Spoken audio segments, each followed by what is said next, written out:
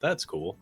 But then, like, as you get better and it's like, okay, I'm actually making it through the 20, 30, 40 levels, the different biomes they have planned out. You're like, oh shit, okay, a run's not 5 minutes, a run's about an hour. Like, Yeah, and 100%, you dude. don't realize that as you're progressing in the game. That's how it kind of traps you. So outside of getting trapped by just the time that you put into Hades, what about it like really stands out as a game that is worth both checking out and or returning to?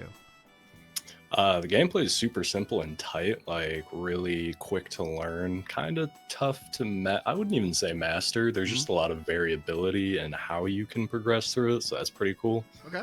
But the thing that hooked me surprisingly was the story. Like the first time I played it, I think I just kind of like button mash, get through it, whatever. But actually sitting down and reading like the dialogues and being like, oh, okay, he's the son, Hades is dad, that makes sense. Trying to get out. Oh, okay, this is a new element. Oh, wait, what? I died? I gotta go there again to figure out what's going on? Shit. Okay, run it back. Like, it was very, like, cookie crumbs and little tidbits of information as to, like, what's going on. The world building is really, really fun, I think. Okay. And then what about Hades 2 makes it a 10 out of 10 where the original was a 9 out of 10? Honestly, because it's in early access and it's kind of at the place of where Hades 1 is now. Yeah. So, I mean, I think they still got two big major updates planned this year for Hades 2. Okay. And as far as I can tell, and I only got like 10 hours into it, maybe, uh, is the world building, the story, the mechanics that they carried from the first game and then improved upon in the second game. It's just solid. So I'm really excited for whatever they're going to be releasing later this year. Everything they got now, it's already a full game for $30. Heck yeah, dude. The so I'm excited. Yeah, you got me. Like I already bought the game, and that's just I guess this weird habit I have when you see those Steam sales It's drop. the summer You're like, sale. It you're gets like you. $8. Like I Yeah. would be an idiot. Wait, I can Not. get 10 games for $30? Yeah, I'll play one of I'll these. play one of these, and then I'll look at my back catalog and see what's going on. For me, I have been really playing some No Rest for the Wicked. Like that game has Oh, yeah. its hooks in me in a beautiful, beautiful way.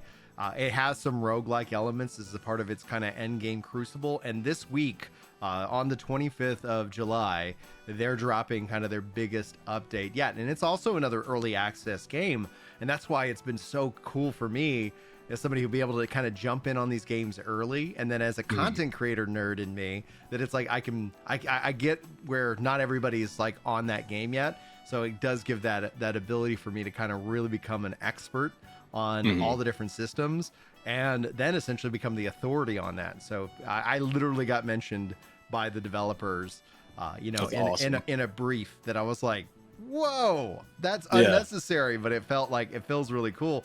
And I was already like keen on the game beforehand. So now I'm just like, all right, like this game is the best. And so that's something that I'm looking forward to playing, but I don't know if you can hear it. And I'm going to say this right here. Like my PC is literally on its last legs. Like it is She's just screaming. she's a screaming. She's like, if I restart, there's no guarantee it's coming back up. Like it is like, and then as I was troubleshooting it, because I was like, okay, I've built PCs. I can go in, let me check the parts. Let's run some diagnostics, lay the thing on its side, kind of Check the PSU. It's usually that. track it all. And then as I slowly and carefully lay down the case, like not dropping, just like as gentle as the morning dew, the whole fucking thing shattered. Glass. Was it a glass Well, case? yeah, it's a glass case. Yeah. And so the whole thing just blew, and it was like cut me up. And then I was like, had to keep the kids out of the office because it was like I don't want them walking in and finding a shard of it. So my wife, and I, we've been knowing this has been the computer's 5 years old. It's like we've been knowing that, like, okay, yeah, it's starting to be a little bit weird. It's starting to do some things that that are a little bit annoying. It's starting to, Was it a so we've pre-built, or was that a totally custom? this was a custom from Origin, who will not sponsor this podcast because I won't Not ever yet. take I won't take a sponsorship from them. I really had a problem with them since day one, and it was really a bummer because they came highly recommended. I do think that this was this was at the time they were being acquired by Corsair, so it took like 5 months to get my computer. When they got it, it didn't work. Things weren't hooked up. And so I was like, well, I've already paid for it. You know, like we send it in for repairs. They fixed that up, and it was just a whole ordeal to the point where I was like, yeah, I'm not gonna buy from them again. We're just gonna get the life out of the machine. And so I ended up going with the Starforge system, which is the Asmongold, company from, and he acquired it because it was like, I forget the previous name of the company, but they were like they had messed up, dude. They screwed gamers over. It was like it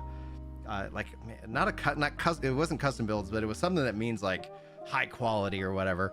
And so this is where I don't know if you saw all the drama, but it's like where they would stream them building the PCs, and then the CEO basically dogged on this person because they didn't have enough followers, and then did this, and then all of a sudden, of course, Streisand effect kicks in. She became hugely popular because it's like, oh, you only have whatever, like we don't want you to rep our system, or it's something ridiculous. And then since then, everybody just was like, all right, screw you. So I think Asmon maybe was able to pick it up on a dime. Well, I feel like over the past decade, really, I don't know if it's unique to the tech industry, but it seems like customer service across the board has just been going down in like Newegg.com is not what it was 10 years ago, right? Yeah. I think also you have a lot of AI, a lot of bot stuff. So it's like, I don't know if you've had to call. I have to call on an insurance bill, and it's like you just spend like, can I talk to a representative? Oh, I just hit 0, and it takes like 10 minutes. I hear you can just if you just yell like F-bombs like all day long, then it shortchanges. It's like, oh, we gotta get this guy to somebody. It's like no, the AI bots don't like that kind of abuse, so they just are like, all right, give it to a human. You were talking about early access with Vampire Survivors. I feel like early access is still a really good, like, net good for gaming as a whole. I don't like it when people try to really dump on the early access or the pre-orders. It's like, it's a little cash up front for not a guaranteed quality product, but Vampire Survivors, look at Baldur's Gate 3, like that time spent in early access is the developer getting direct interaction with you, trying to figure out, what's the best product this can be. I don't know. It's cool to hear that Vampire Survivors really has that level of interaction with the community. Vampire Survivors is fully released. Like it's 5. But no Rest for the Wicked. So no Rest for the Wicked. Yeah, dude, yes. If you get the opportunity, that is, I think, a must play game. It's got the Elden Ring skill based ARPG, but the only thing it does is it's isometric. But the combat feels really good. And then you all of a sudden start opening up so much build potential with the weapons and the stats. And the developers are like, more's coming. So at the end of the day, there's actually even a multiplayer update. We're not getting that this week, which is a little bit of a bummer because it's a part of their first milestone because they released a roadmap.